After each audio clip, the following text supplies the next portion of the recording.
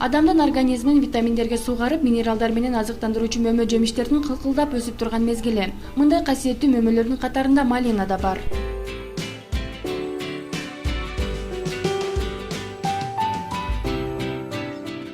Малинанын мекени Греция делинет, бирок учурда Орусия мамлекетинин жашоочулары малина өстүрүү боюнча алдыңкы орунда. Тагыраак айтканда, жылына 175 000 тонна түшүм алышат.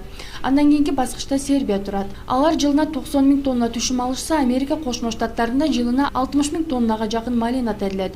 Жогорудагы мамлекеттерге салыштырмалуу Кыргызстанда малинаны өстүрүү аянт аз.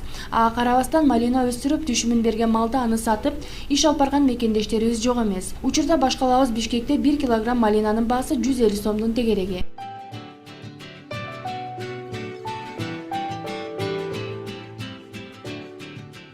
Малинанын салттуу, ири мөмөлүү, рематанттык деген 3 сорту бар. Малина жалаңгана кызыл өңдүү болот деген ой туура эмес. Анткени мөмөнүн кызылдан сырткары кара жана сары түстөрү кездешет. Малинанын пайдалуу жактары тууралуу айта турган болсок, ал организм үчүн зарыл болгон витаминдерди, микроэлементтерди өзүнө камтыйт. Бул жемиште кант, темир, жез, калий, пектиндер, клетчатка жана органикалык кислоталар бар. Малина аскандуулукта, ашказан ичеги, бөйрөк ооруларында, гипертонияда эң пайдалуу. Анын ширеси суук тийүүдө дененин табын түшүрүүчү каражат катары кеңири колдонулат.